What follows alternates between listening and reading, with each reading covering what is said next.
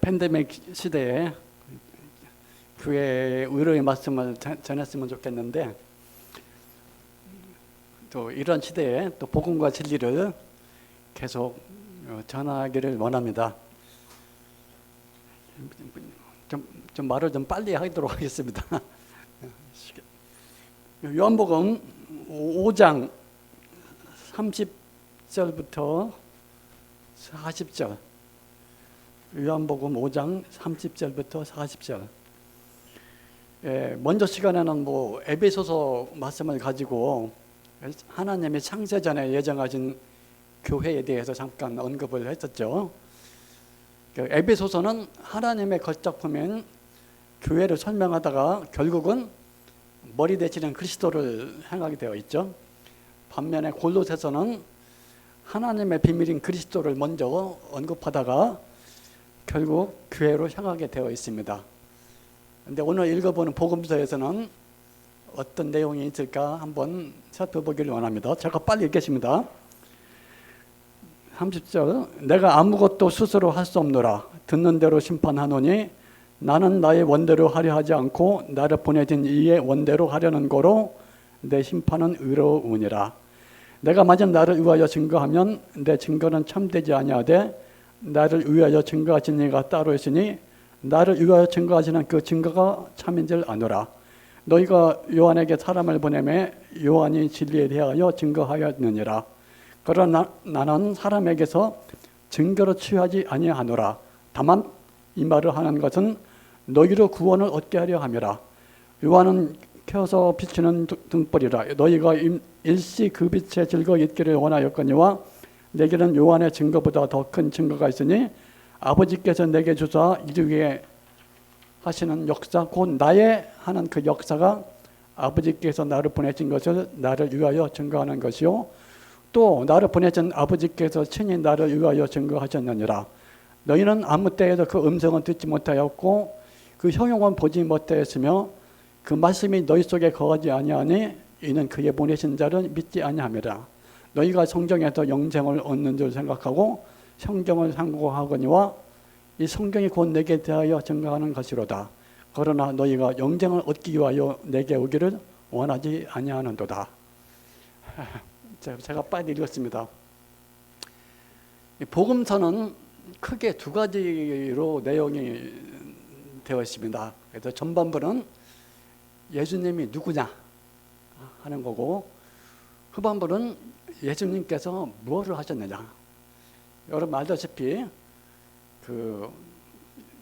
예수님도 제자들한테 물었죠. 너희는 나를 누구라 하느냐. 근데 베드로가 고백했습니다. 주는 하나님의 아들로서 기름 부은 자 그리스도다라고 말씀했습니다. 그 얘기를 듣고 이제 그 후부터는 그 복음서에서 집중적으로 나오는 부분이 예수 그리스도의 순환입니다. 주님께서도 이제 내가 십자가에 이제 죽을 거다 하고 그 유월절 여러분 맨 처음 유월절이 언제인지 아시죠? 유월절 절기에 맨 처음 유월절은 출애굽 마지막 밤에 지진 유월절이 첫 번 유월절이고 또 마지막 유월절이 언제입니까? 예수님이 잡히시던 날 밤에 그 피로 새 언약을 세울 그때가 바로 마지막 유월절입니다. 그래서 예수님이 십자가에 돌아가시는 부분이 예수님이 무엇을 하셨느냐의 핵심입니다. 왜 그럴까? 두 개가 핵심인 이유는 잘 들어보세요. 그 구약시대에 우리가 속죄를 얻기 위해서는 그 성소에 그 어린 양을 끌고 가죠. 우리는 어린 양만 생각하기 쉬운데 꼭 만나야 할 사람이 있습니다. 누구죠? 제사장. 제사장이 없으면 아무 끌고 가도 소용없어요. 제사장 만나려면 어디로 갑니까?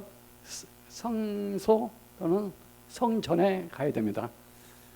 왜 제사장이 중요하냐면 그분은 하나님을 만날 수 있는 분이기 때문에 또 증보자이기 때문에 그렇습니다. 그러니까 기름 부은 자의 가장 중요한 직분이 제사장입니다. 우시아 왕 같은 경우는 제사장 직분이 하도 탐이 나서 아무리 왕이라도 들어갈 수 없는 성전에 그 엉뚱한 형부로 들어가다가 그 무등병 걸린 적이 있죠. 제사장이 중요합니다. 그래서 전반부는 예수 그리스도, 예수님은 그리스도다 하는 데에 초점이 맞춰져 있고, 후반부는 양으로 제사를 지내야 우리가 속죄를 받잖아요. 그래서 예수님의 죽으심은 어린 양으로서, 그러니까 그리스도와 어린 양이라는 것을 증명하는 게 복음서의 핵심입니다. 자, 그러면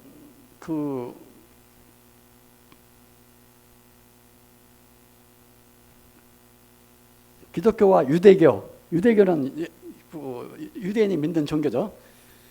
기독교와 유대교의 가장 큰 차이는 어디에 있습니까? 예수님에 대한 이해에 달려 있습니다. 기독교는 예수님을 누구로 믿죠? 너희는 나를 누구로 하느냐? 그 답이 나와 있죠. 근데 예수님에 대한 유대인의 생각을 알 수 있는 부분이 지금 요한복음 6장 42절에 어떤 내용이 있냐면, 가로댕이는 요셉의 아들 예수가 아니나 그 부모를 우리가 아는데 제가 지금 어찌하여 하늘로서 내려왔다 하느냐. 이 말씀에 따르면 유대인은 하나님을 아버지로 부르는 예수님에게 아주 신랄하게 질문을 합니다. 너는 요셉의 아들로 태어나지 않았느냐.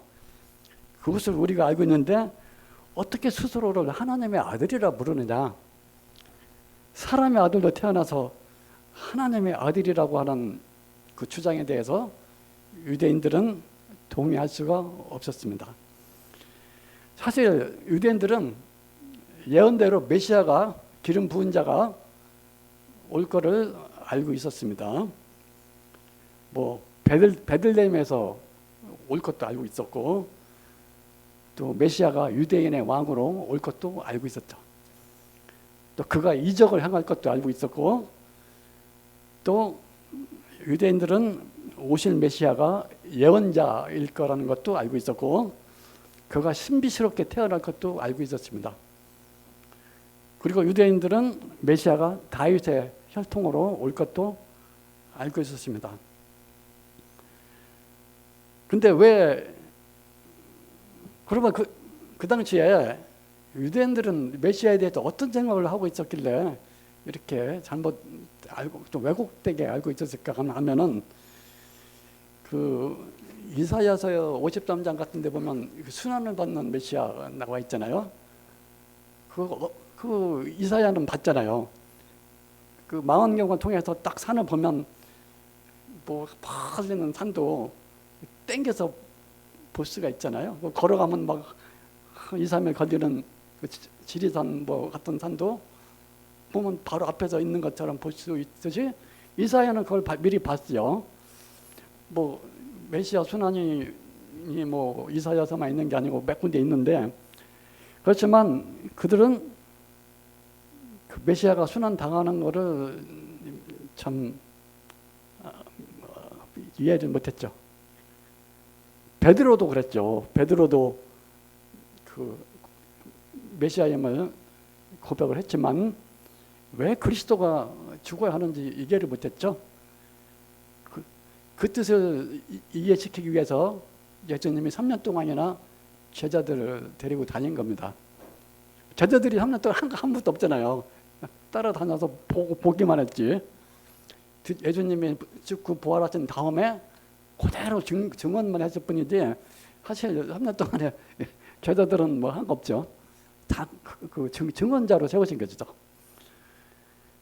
유대인들이 이제 그 이해를, 또 그리스도에 대해서 왜 예수님에 대해서 그 이해를 못했냐면, 그 성육신에 대한 그 부분을 잘 이해를 못했죠. 왜냐하면 그들은 그 유일신 개념이 아주 목숨을 걸고 지키잖아요. 하나님 한 분이라는 거는 우상, 바벨론 때문에, 우상 때문에 바벨론까지 갔다가 들어왔기 때문에 또 더욱더 그랬죠. 그러면 이제 내가 하나님의 아들이라 그러니까 믿을 수 없는 거죠. 그리고 그 국가의 회복을 원했어요. 참 그게 이해가 갑니다.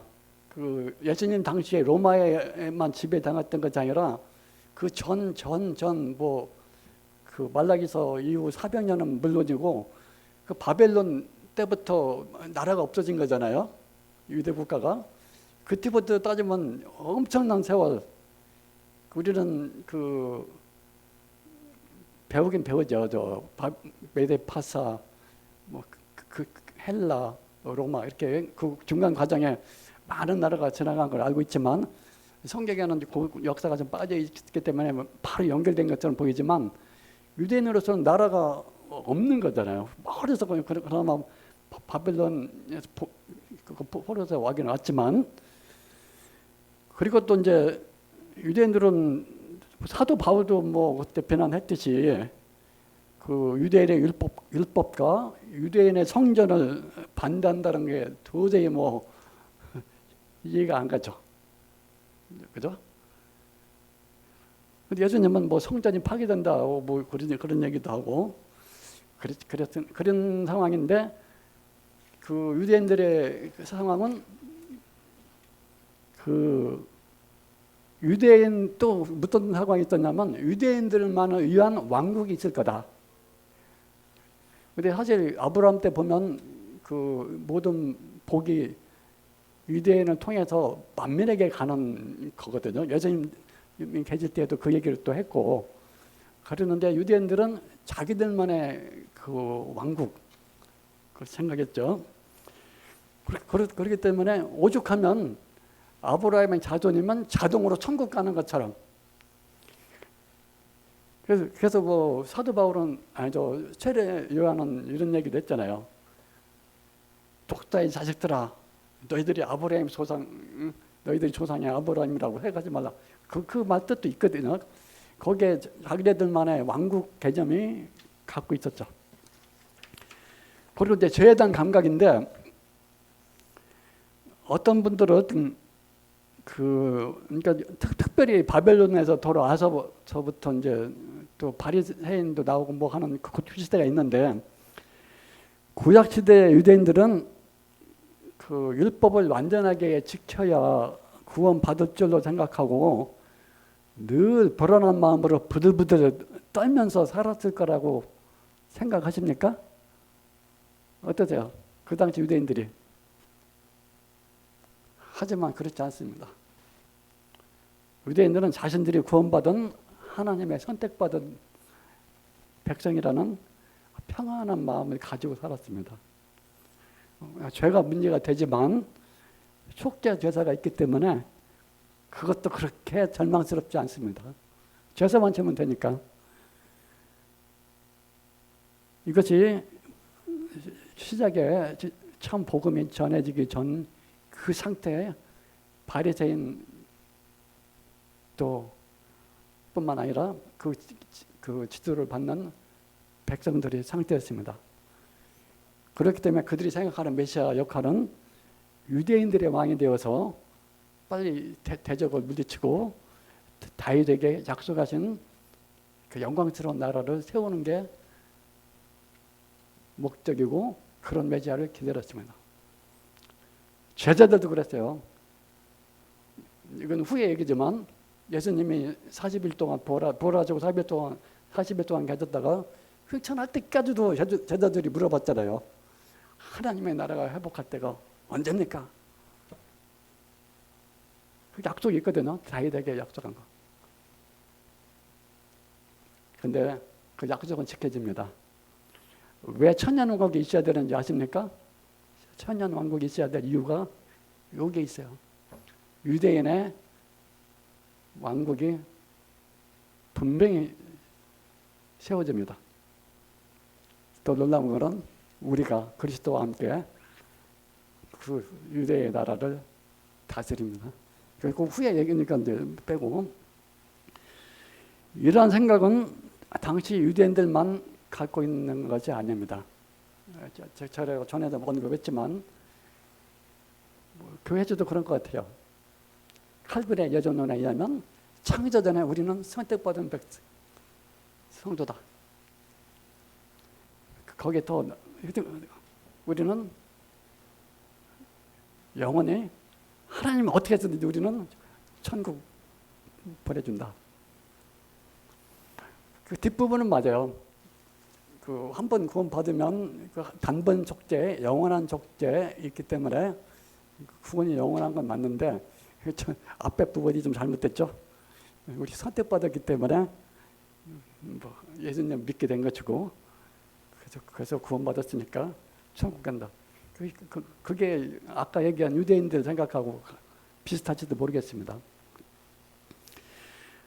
자, 근데 이제 이게 문제가 아니라 이제 요새 교회사적으로 어떤 문제가 있었냐면 사람으로 살아갔던 분명한 예수를 어떻게 하나님과 동등한 하나님의 아들로 고백할 수 있느냐? 무엇을 근거로 예수님을 하나님의 아들로 믿을 수 있느냐? 그래서 제가 옛날에 구원받을 때도 우리 같이 있던 우리의 상사도 저한테 그런 얘기 해갖고 조금 얘기했었는데 그 인간 예수가 신이라는 걸 믿을 수가 없다. 그러니까 하나님 신은 믿는데 예수가 신이라는 걸 믿을 수가 없다. 그러니까 예수님 앞에 무릎 꿇기 싫다. 그래서 난 기독교인은 될 수가 없다. 그렇게 얘기하더라고요. 자, 그러면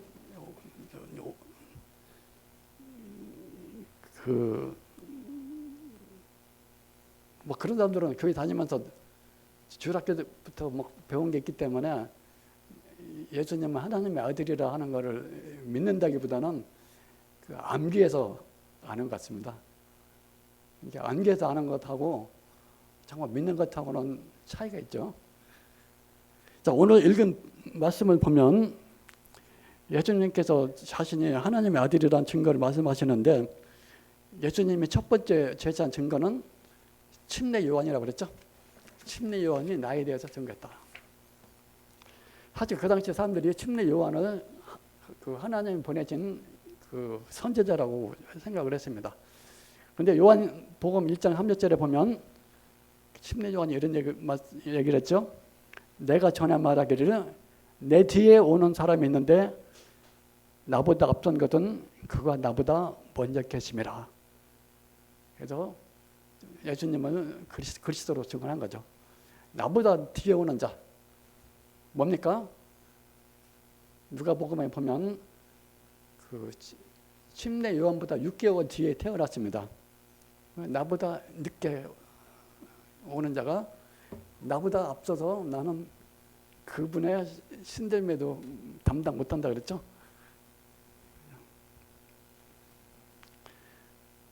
근데 예수님은 더 놀라운 말씀하셨죠. 침례 요한 증언에 무게를 두지 않고 나는 사람에게서 증거를 취하지 않는다. 내게는 요한의 증거보다 더 큰 증거가 있다. 뭐죠? 아버지께서 내게 주사 이루게 하시는 역사가 곧 나의 하는 그 역사가 아버지께서 나를 보내신 것을 나를 의하여 증거하는 거죠. 나를 보내신 아버지께서 친히 나를 증거하셨느니라. 예수님은 하나님 아버지의 증언에 더 무게를 두고 있죠. 아버지께서 친히 나를 의하여 증거하신다. 예수님은 또 증거가 하나 제시하죠. 뭡니까? 너희가 성경에서 영생을 얻는 줄 알거니와. 이때의 성경은 구약 성경입니다. 신약 성경은 한참 후에 초대교회 때는 그것도 입으로 전해졌죠. 그 필사본도 몇 개 없어가지고 뭐 그 당시 초대교회는 복음서를 외웠대요. 구술로 이렇게 기록은 있게 됐지만 예수님 행적에 대해서 그 사도가 얘기하면 그 우리는 그것도 뭐 겨우겨우 있잖아요. 뭐 일독해가지고 그냥 외워버렸대요. 말로 이렇게 사도가 얘기한 거를. 후에 이게 기록된 거죠. 그러니까 예수님 말씀을 근데 이 성경에는 영생의 길이 있다고 믿었는데 그것이 곧 나에 대해서 증거한 것이라. 그러니까 요약해 보면 그 하나님의 아들이라고 증언했는데 구약 성경 자체가 예수님을 하나님의 아들로 중요한다는 거죠. 근데 오늘 본문을 통해서 우리가 살펴보려고 하는 것은 무엇이 하나님의 아들의 증거인가에 있지 않고, 그러니까 예수님의 증거 속에 나타난 하나님의 아들이란 도대체 무엇을 말하는 것이냐, 이거에 대해서 한번 교제하고자 합니다. 뭐 설마 하나님께서 사람처럼 자식을 낳았다는 건 아니겠죠? 그런 생물학적인 의미가 아닙니다. 나를 보내신 아버지라고 그랬죠? 보내신 분이 있고 보내심을 받은 자가 있죠. 근데 중요한 거는 이게 공간적인 개념이 아니에요. 보냈다, 분명히 구별되긴 하지만 공간적인 개념이 아닙니다. 쉽게 얘기하면 구약의 많은 선지자들도 하나님이 보낸 자입니다. 그 구약의 선지자가 말씀하면 사람들은 하나님의 말씀처럼 생각하고 함부로 대하지 못했어요. 그만큼 하나님의 권위가 있기 때문입니다. 근데 여기는 나를 보내준 아버지. 그러니까 유대인들이 이것 때문에 결국 십자가에 매달려서 한 거죠.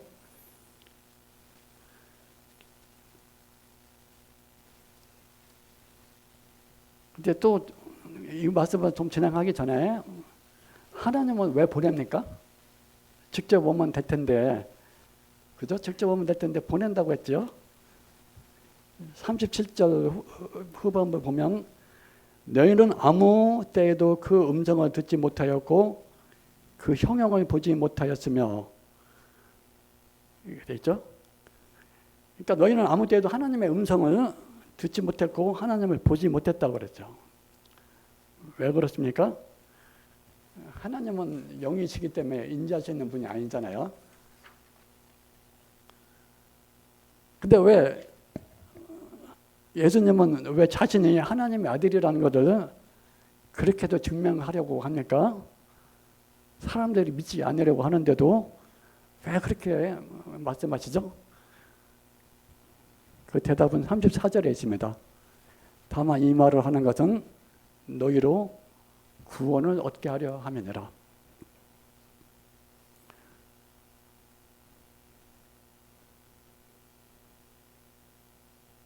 복음서에 제가 자주 언급하지만 아주 유명한 구절이 있죠.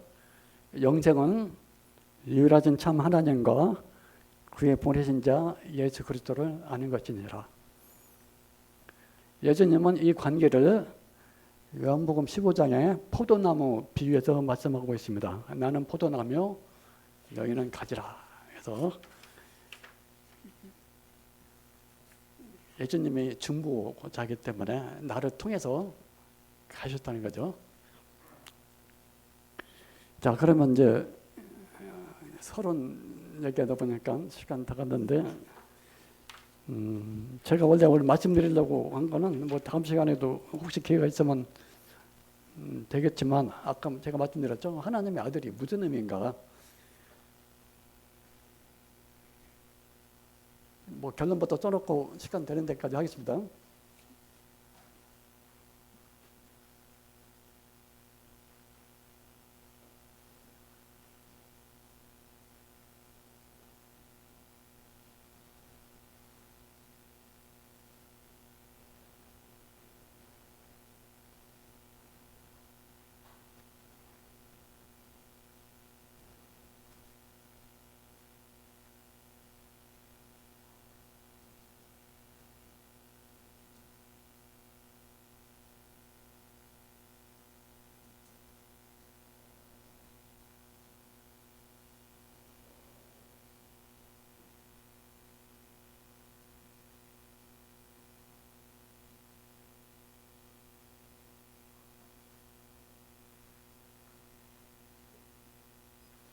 예수님이 이렇습니다.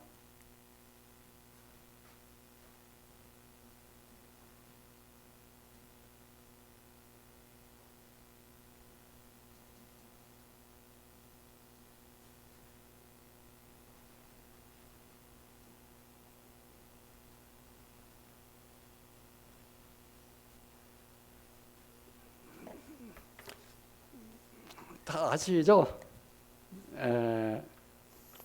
예수님이 누군가를 설명하는 거는 시작적으로 좀 어려운데 신론은 그대로 하나님에 대해서 살펴보는 거고, 기독론은 기독이 그리스도잖아요. 하나님의 아들로서 그리스도 설명하는 거고, 어린 양, 예수님께서 어린 양으로 오셨잖아요. 그리고 성전을 하려고 내가 3일 만에 이르는다. 그래서 성전 안에서 이렇게 그 독생자가 아들이 되시면서 많은 아들들이 이제 하나가 되는 거죠. 그래서 우선 먼저 시간에 우리가 우리 섬기는 예수님이 죽어 계시지 않고 부활하셔서 주와 그리스도가 되셨다고 설명 들었잖아요. 그래서 우리가 경배드리고 예배드리는 분은 하늘에 올라가신 주와 그리스도. 주와 그리스도가 뭡니까? 주로도 하나님이죠. 로 주와 그리스도 대제사장. 근데 계시록에 보면 계시록 1장 22절에 보면 주 하나님 곧 전능하신 여호와 및 어린 양이 그 성전이심이라. 23절에 보면 하나님의 영광이 비치고 어린 양이 그 등이 되심이라. 22장 1절에 하나님과 및 어린 양이 보자. 이건 뭐냐면 예수님을 말씀하시는 거예요. 22장 13절에 보면 내가 속해 오리니 내가 줄 상이 내게 있어 각 사람에게 그의 일한 대로 갚아주리라. 나는 알파와 오메가요 처음과 나중이요. 16절에서는 나는 다윗의 뿌리요 자손. 다윗의 자손이라는 말은 사람의 아들로 오신 인자를 뜻하는 거고, 다윗의 뿌리라는 건 뭐죠? 다윗의 위 올라가다 보면 아담 위에 하나님이라고 누가복음에 적혀 있죠. 그러니까 주와 그리스도도 되고 주와 어린 양, 주와 어린 양도 되고. 그래서 계시록에서는 아주 놀랍게 설명되고 있죠. 어린 양의 피로 인한 우리의 구원이 영원하기 때문에 예수님께서 어린 양의 증거를 갖고 있기 때문에 계시록에서는 주와 어린 양 이렇게 되어 있죠. 근데 사도행전에서는 사도들이 외치기를 주와 그리스도. 그리고 도마도 나의 주시오, 나의 하나님이라 그랬죠. 또 뭡니까? 사도 바울 담에색에 가다가 뭐라 그랬죠? 영어로 Lord, who are you? Who are you, Lord? 뭡니까? 주여 당신은 누시오니까 Who are you, Lord? 그때 나는 예수니라. 참 누구나 물어보는 게 참 사람의 본능인가 봐요. 모세도 그랬잖아요. 하나님이 가라고 그랬을 때 나의 조상 하나님이 나를 버렸다 그러면 내 백성이 우리 조상의 하나님의 이름이 뭐냐고 물어볼 텐데 제가 뭐라고 대답할까? 사실 하나님의 이름은 아니잖아요.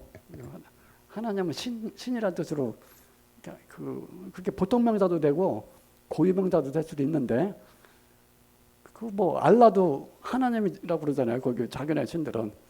근데 하나님은 정확한 발음인지 모르지만 여호와라고 지금 글자로만 내려오는 발음이 정확하지 않기 때문에 글자로만 내려오는 네 글자를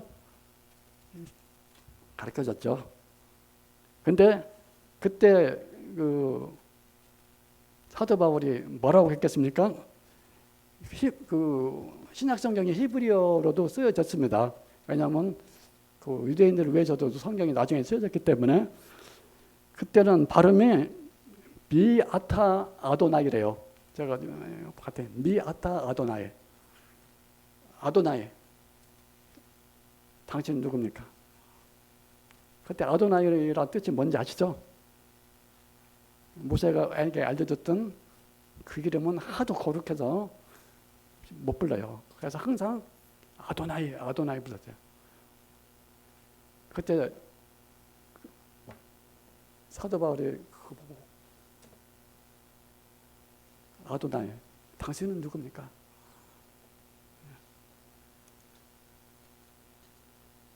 자, 짧게 결론 내야겠네요. 오늘은 신론까지만 하겠습니다. 진짜 중요한 게 기독론인데, 스스로 계시는 오직 한 분의 하나님에 대해서 우리가 또 많이 공부를 하잖아요.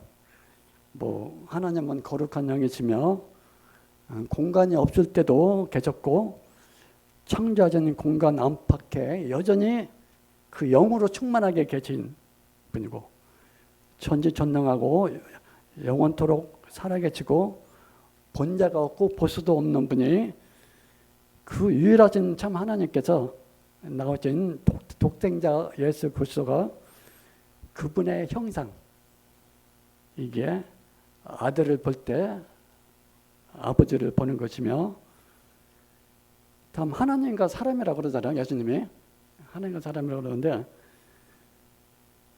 그분은 완전한 하나님이시면서 완전한 사람입니다. 그래서 이사야서 9장 6절에 보면 우리에게 예수님에 대한 예언이잖아요. 우리에게 한 아기를 주셨어요.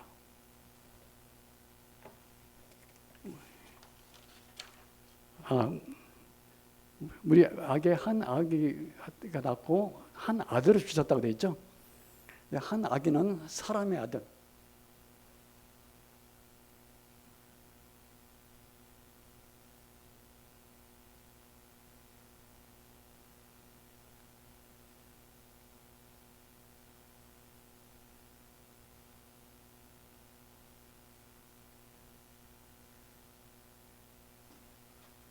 응애하고 태어난 아기는 사람의 아들, 뱃속에서 태어난 아기. 근데 시시하게 태어난 것이 아니라 다윗의 왕족의 혈통을 갖고 태어났죠. 물론 마국간에 태어났지만 사람의 아들도 태어난 이유는 뭐죠? 우리를 구속하기 위해서는 우리의 친족, 우리와 똑같은 혈과 육이 있어야 되기 때문에 사람의 아들도 얻었죠. 베들레헴에. 그렇지만 그분은 멜기세덱에게 나오면서 영원 태초에 계신 하나님으로부터 낳은 아들, 대제사장. 대제사장이 왜 좋은지 아세요? 우리의 직무자이기 때문에 그렇습니다. 여러분, 직무자가 얼마나 좋은지 아세요? 변호사 아시죠? 변호사. 이런 얘기 하면 될지 모르지만 그 몇 년 전에 뭐 큰 사건이 있었는데 누구나 다 아는 근데 변호사가 변호를 하는데 정말 분통이 터지더라고요. 어떻게 그렇게 변호하는지 우리가 보기에도 저건 진짜 누가 봐도 뭐 큰 죄인인데 변호사는 끝까지요. 어떻게 머리도 좋고 뭐 증거되는지 철저하게 죄인 편이더라고요. 근데 그거예요, 직무자. 제사장은 정말 우리한테 좋은 분이에요. 그래서 이제 구약시대에 그 죄를 지면 그냥 죄 졌습니다 하고 주는 게 아니잖아요. 저 죄를 고백을 해야 제사장이 이렇게 하잖아요. 제사장한테 죄 고백했다고 제사장이 너 이놈아 어제 죄를 졌는데 또 졌냐 이렇게 혼내지 않잖아요.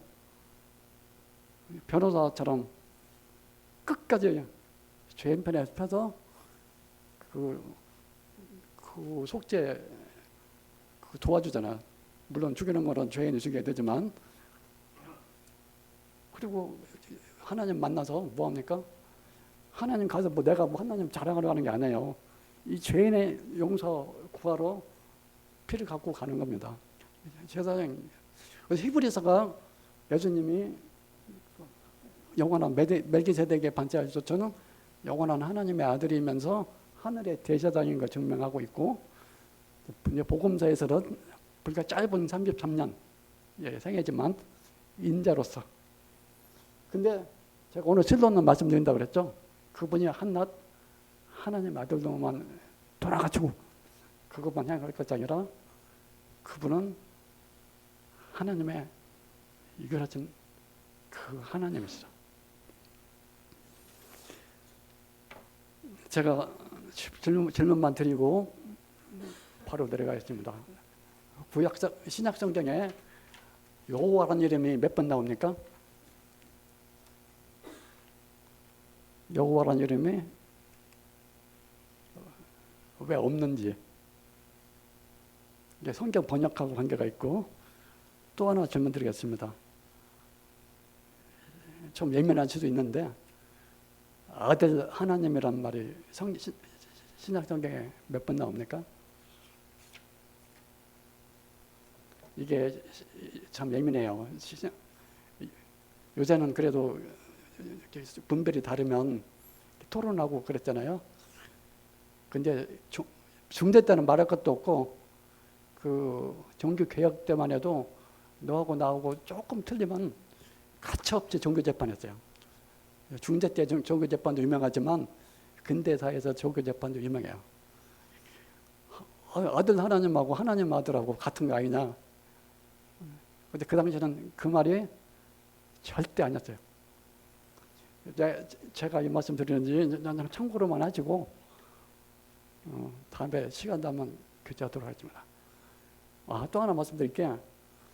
제가 아바타라는 영화를 봤다 그랬죠?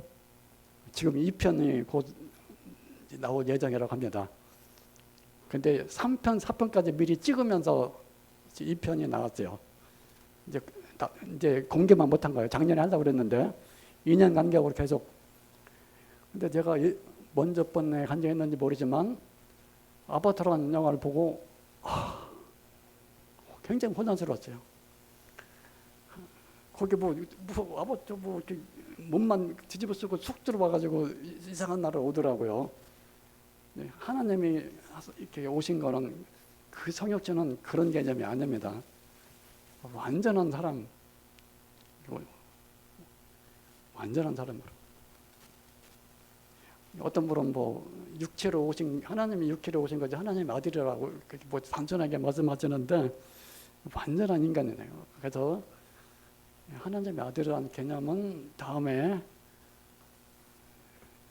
중요한 거는 히브리서에 우리가 좋아하는 구절이 있죠.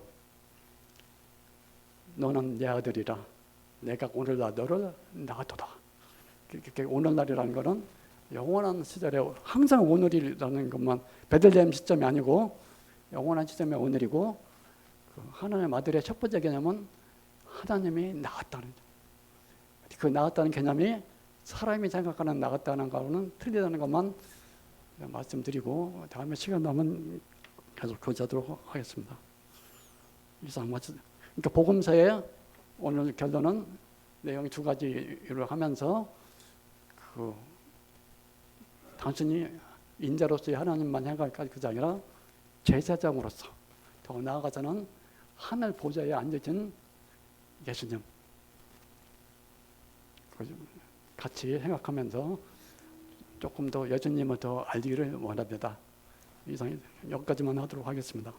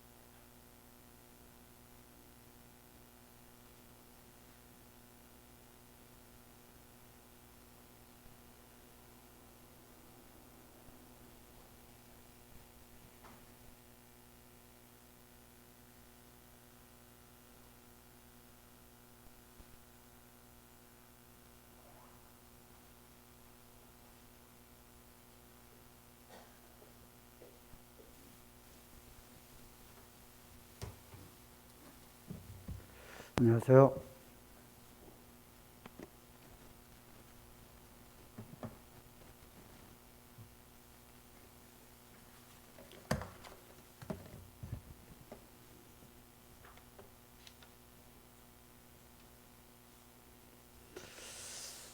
고린도전서 2장 13절 보겠습니다.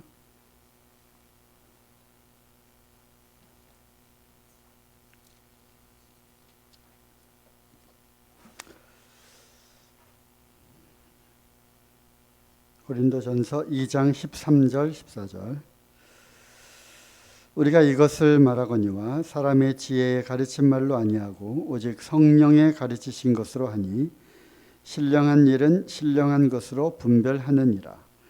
육에 속한 사람은 하나님의 성령의 일을 받지 아니하나니 저에게는 미련하게 보이며 또 깨닫지도 못하나니 이런 일은 영적으로라야 분변함이니라.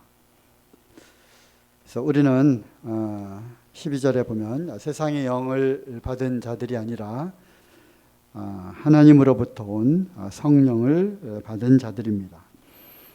따라서 우리가 영에 속한 사람들로서 영적인 세계 또 영적인 일들을 분별할 수 있는 그러한 능력을 갖고 있는 사람들입니다. 물론 육이 강해서 육에 속한 그리스도인들에 대한 그런 이야기도 있지만 우리가 영이 밝으면 밝을수록 이 영적인 세계에 속한 일들을 우리가 또 알 수 있다고 하는 것이죠. 그래서 이 영에 속한 일들을 우리가 알아야 하는데, 즉 성령님을 통해서 우리에게 계시해 주신 그러한 그리스도와 또 하나님의 세계에 관한 일들도 알 뿐더러 또 성령의 일뿐만 아니라 또 다른 영적인 세계에 속한 일들이 있죠.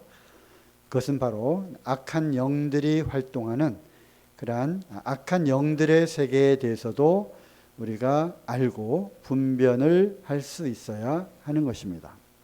그래서 오늘은 이 악한 영들에 관한 그러한 이야기를 좀 해볼까 합니다.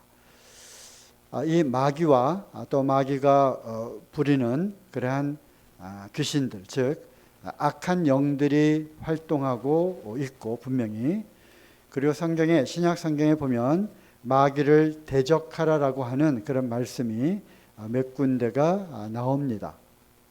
몇 군데 나오는지 아십니까? 마귀를 대적하라라고 하는 말씀. 네, 숙제를 한번 해드릴까요? 네, 숙제. 마귀를 대적하라. 그래서 에베소서에도 나오고요. 또 베드로 전서에도 나오고 야고보서에도 나옵니다. 그래서 이 세 군데 나오는 마귀를 대적하라라고 하는 그 말씀을 찾아서 보내주시는, 저에게 카톡으로 보내주신 분들에게 소정의 상품을 보내드리도록 하겠습니다. 제가 작년에 상품 기부를 많이 받았는데 이게 또 유효기간이 지나니까 죄송합니다만 몇 개는 그냥 잊어버렸고요. 몇 개는 연장하고 또 재연장해서 또 몇 개를 갖고 있습니다. 그래서 네, 보내주시는 분들에게 커피 한 잔이라도 보내드리도록 하겠습니다.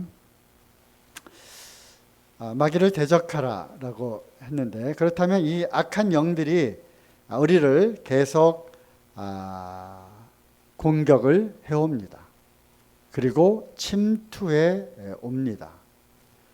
제가 며칠 전에 이 철로역정이라고 하는 또 만화책을 또 구입을 해서 이 전체 철로역정의 전체 도표를 놓고 또 이렇게 쭉 보고 있는데요. 이 성경 다음으로 가장 많이 읽혔다고 하는 이 철로역정 있죠. 그러면서 이 천성을 향해 가는 그 여정 속에 결국 세상과 또 우리의 육신과 또 사단, 마귀가 우리를 또 대적하는, 그래서 천상에 가는 그 길들을 방해하고 괴롭히는 그러한 여정들을 이제 그린 그러한 소설인데요. 요즘에도 책 많이 또 안 읽으시잖아요. 그래서 이제 만화책으로 되어 있는 거를 또 제가 이렇게 구입을 했습니다. 빌려 드릴 테니까 읽으시고 참 재밌습니다. 어쨌든 악한 영들이 우리에게도 여지없이 우리를 공격하고 침투해 들어오는데요. 악한 영들이 침투하는 경로가 몇 가지 경로를 통해서 우리에게 침투해 들어옵니다. 공격한다고 하는 것이죠. 자, 이게 성경적인 그러한 관점이기 때문에 말씀이 정말 그러한지 한번 살펴보도록 하겠습니다. 자, 에베소서 4장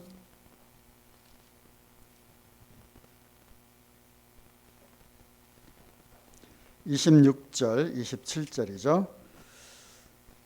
분을 내어도 죄를 짓지 말며 해가 지도록 분을 품지 말고 마귀로 틈을 타지 못하게 하라.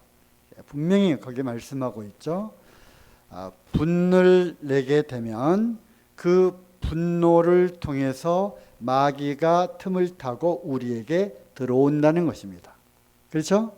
그렇기 때문에 이 분을 내는 것, 이 분노하는 이것을 해가 지나도록 품고 있지 말고 그것을 처리해라는 거죠. 없애야 한다. 그렇지 않으면 마귀가 그 분노라고 하는 그 틈을 타고 나에게 들어온다고 하는 것입니다. 그래서 이 분노는 누구나 다 분이 일어나죠. 화가 나죠. 그죠?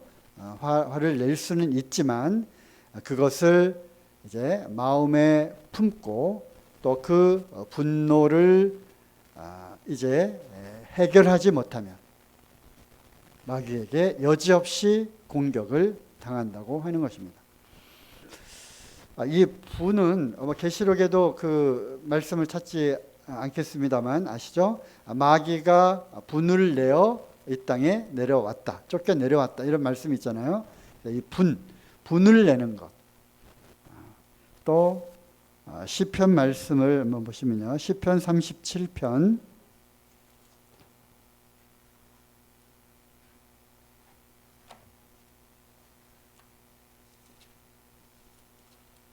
37편 8절부터 보시면요. 분을 그치고 노를 버리라. 그죠? 분노죠. 분노. 불평하여 말라. 행하게 치우칠 뿐이라. 그래서 분을 그치고 노를 버려라. 그리고 불평하는 것, 이러한 모든 것들은 다 행하게 치우치게 된다고 하는 것입니다. 그러므로 이 분노라고 하는 것으로 여기에 되어 있지만 사실은 이것 이외에도 악한 이 사단은 그리스도인들을, 물론 세상 사람 이방인들뿐만 아니라 그리스도인들을 공격해 오는데 분노 또는 마음의 어떤 깊은 상처, 또 과거의 어떤 트라우마, 이런 것들을 통해서 우리를 공격해 온다고 하는 것입니다. 그래서 해결되지 않은 이러한 상처를 통해서 우리로 하여금 그것을 생각나게 하고 또 그것을 품게 되고, 그래서 품게 되어서 자꾸 거기에 빠지게 되면 그것을 계속 연연해하고 잡고 있게 되면 화가 치밀어 오르게 되고, 그걸 통해서 내 마음을 주관하게 되고, 그래서 그것을 빼앗겨 버리게 되면 이제 어떤 행동들이죠. 어떤 행동이 입으로, 손으로, 발로 이렇게 나오게 된다고 하는 것입니다.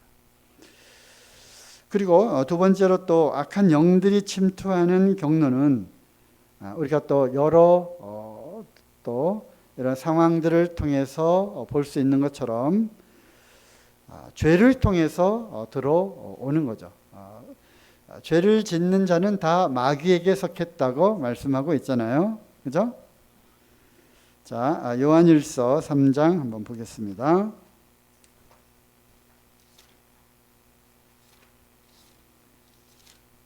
요한일서 3장 4절부터 8절까지요. 죄를 짓는 자마다 불법을 행하나니 죄는 불법이라. 그가 우리 죄를 없이 하려고 나타내신 바 된 것을 너희가 아나니 그에게는 죄가 없느니라. 그 안에 거하는 자마다 범죄하지 아니하나니 범죄하는 자마다 그를 보지도 못하였고 그를 알지도 못하였느니라. 자녀들아, 아무도 너희를 미혹하지 못하게 하라. 의를 행하는 자는 그의 의로우심과 같이 의롭고 죄를 짓는 자는 마귀에게 속하나니 마귀는 처음부터 범죄함이니라. 하나님의 아들이 나타나신 것은 바로 이 마귀의 일을 멸하려 하려 하십니다. 그래서 마귀는 무엇을 통해서 우리에게 침투해 들어옵니까? 우리를 공격합니까? 바로 죄를 통해서 우리에게 들어옵니다. 또 요한일서 그 앞을 보면 이 죄라고 하는, 죄 가운데 빠져 있다고 하는 이 속에는 지속적으로 또 반복적으로 또 습관적으로 짓는 그러한 죄를 의미하는 것으로 또 이렇게 나와 있습니다. 그렇기 때문에 그리스도인들은 결코 죄를 지을 수 없다라고 하는 그 말씀 속에는 이 성령님은 결코 죄를 지을 수 없다는 것을 말하는 거죠. 그럼에도 불구하고 우리가 죄를 짓게 되는데 그럴 때 우리가 그것을 해결하지 못하고 또 계속적으로 그 죄에 연속해서 습관적으로 있게 된다면 그가 과연 구원받은, 즉 성령을 소유한 자라고 볼 수 있겠는가라고 하는, 그리고 그것은 거짓말하는 자다. 빛 가운데 있다 하면서 어둠의 일들을 지속적으로 행하는 자가 과연 그리스도인이라고 할 수 있겠는가라는 그런 이야기들이 이제 쭉 계속되는 것을 보게 되죠. 어찌됐든 우리가 반복적으로 습관적으로 짓게 되는 이러한 죄를 통해서 마귀가 우리 안에 침투해 들어오고 우리 안에 집을 짓고 둥지를 짓고 또아리 아시죠? 또아리 이렇게 된 거예요. 또아리.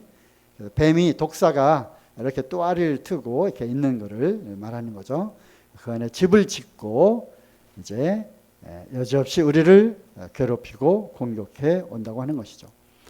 가룟 유다를 통해서 우리가 볼 수 있는 것처럼 가룟 유다는 계속 예수님을 따라다니면서 돈꾀를 맡았죠. 그죠? 그러면서 그 돈꾀를 통해서 이제 유혹하는 그러한 생각이 들어가게 되고, 그리고 결정적으로 과연 이분이 그리스도인가, 이분이 과연 이스라엘을 회복시킬 왕인가 라는 그 의심 속에 이제 그 안에 또아리를 틀고 있었던 이 돈에 대한 이 탐욕이 나타나서 이제 본격적으로 사단이 그 안에 침투해 들어간 것을 보게 되죠. 누가복음 22장 3절 보겠습니다.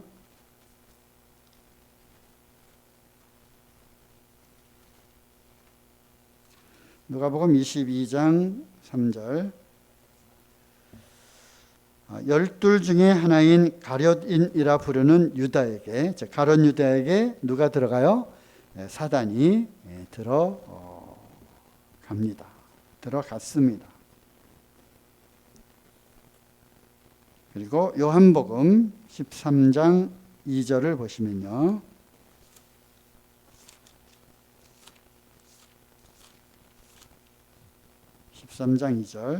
마귀가 벌써 시몬의 아들 가룟 유다의 마음에 예수를 팔려는 생각을 넣었더니, 그죠?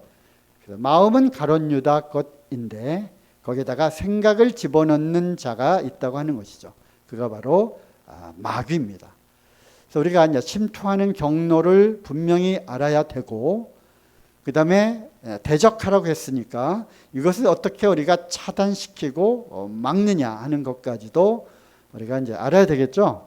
그죠? 그러기 위해서는 우리가 이 마음의 영역을 우리가 지켜야 되는데, 이 마음의 영역 안에 누가 생각을 집어넣었느냐?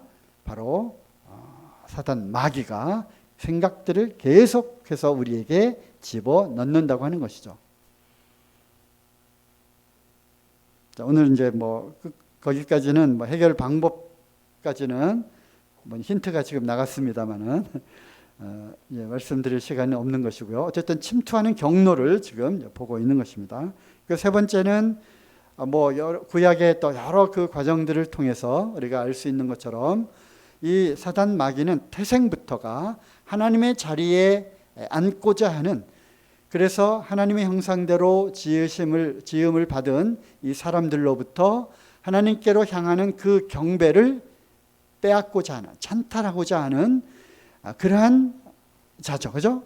그렇기 때문에 어떤 우상을 만들고 이것이 하나님이다, 하나님을 대행하는, 즉 이것이 우리를 지켜준다, 보호해준다, 즉 어떤 하나님의 영역으로 이 우상을 만들어 놓고 거기에 경배하고 숭배하는, 거기에 사단이 이제 가득 차 있는 거죠. 그러므로 거기에 경배하는 자, 그 마음속에 사단이 여지없이 침투해 들어가는 것을 보게 됩니다. 사단은 숭배받기를 원하는 거예요. 그리고 결국 거기에 들어가게 되는 거죠. 그래서 계명 중에 첫 계명이 뭡니까? 첫 계명이 뭐예요? 나 외에 다른 신을 섬기지 말라. 두 번째가 우상을 만들지 말라는 거죠. 맞나요? 그리고 예수님께서 또 공생의 사역을 시작하실 때 사단 마귀가 또 시험을 했죠. 40일 동안 굶주린 우리 주님을 향해서 세 가지 시험을 하게 되는데 그 중에 하나가 무엇이었어요? 나에게 절하면, 즉 나에게 경배하면 천하 만국을 다 이렇게 그 영광을 보여주면서 이것은 내게 넘겨준 것이므로 내가 너에게 도로 주겠다. 그래서 이 사단 마귀는 누구보다도 경배받기를 원하고 이 숭배의 대상 앞에 우리가 마음을 빼앗기고 쏟게 될 때 바로 사단 마귀가 들어오는 것입니다. 이것이 바로 어떤 이생의 그 안목의 정욕과 이생의 자랑과 또 안목의 정욕, 이생의 자랑, 또 뭐죠? 육신의 정욕, 안목의 정욕, 이생의 자랑가요? 네. 그리고 탐심은 또 우상 숭배라고 했으니까 우리가 탐욕을 일으키게 해서 또는 우리로 하여금 그 마음을 빼앗겨 버리고 그것에 뭔가 숭배하는 그 정도의 차원까지 우리를 높이게 되는, 그 앞에 굽신거리고 그 앞에 머리를 조아리고 그것을 쫓아가는 그러한 속에 그렇지, 내 영혼을 거기에 팔면 내가 너에게 큰 부귀를 주겠다라고 하는 그러한 유혹 가운데 또 마귀가 침투해 들어온다고 하는 것이죠. 그래서 이러한 세 가지 침투하는 경로를 말씀을 드렸지만 이것을 차단시키고 대적해서 막는 그러한 길이 있겠죠? 방법이 있겠죠? 그래서 힌트를 드리면 우리가 복음을 듣고 깨닫게 될 때 말씀을 듣고 믿을 때 성령을 받잖아요. 그죠? 너희가 듣고 믿을 때 성령을 받았느냐? 사도행전에 그렇게 있죠. 또 우리가 은혜를 그 구원을 받고 저희가 듣지도 못한 자를 어찌 믿으리요? 또 믿지 못한 자를 어찌 주님이라 부를 수 있겠느냐 하면서 그래서 듣고 들을 때 성령님의 역사를 통해서 우리로 하여금 믿도록 하는 그러한 은혜를 베풀게 되고, 그리고 우리 자유의지를 통해서 우리의 마음을 열고 그것을 받아들일 때 우리가 성령님이 내 안에 들어오고 즉 모셔드리고 그로 인해서 우리가 구원을 받게 되는 거죠. 하나님께서 우리에게 자유의지를 주셨기 때문에 이 악한 영도 마찬가지입니다. 악한 영들도 내가 나의 자유의지를 통해서 선택하는 거죠. 이것을 열고 받아들일 것인가 말 것인가. 그래서 그것을 받아들이게 될 때 사단이 이 안으로 들어오게 되는 겁니다. 그러면 이것을 막아야 되죠. 내가 문 밖에서 두드리노니 누구든지 그 음성을 듣고 문을 열면 내가 들어가겠다. 그래서 우리 주님 인격적인 분이시기 때문에 우리를 강권해서 강제적으로 우리를 이렇게 들어오시는 분이 아닙니다. 우리가 문을 열어야 되는 거죠. 악한 영들도 마찬가지입니다. 내가 문을 열지 않으면 이것을 마음의 문을 지키면 들어오지 않습니다. 하지만 내가 이것을 열게 될 때 사단이 들어오게 되죠. 그리고 이것을 집어넣어 주는 것은 무엇이냐? 바로 우리의 생각이라고 하는 것이죠. 이 부분들은 또 다음에 물론 지킬 만한 것보다 마음을 지키라는 말씀 생각나죠? 다음에 또 이어서 하도록 하겠습니다.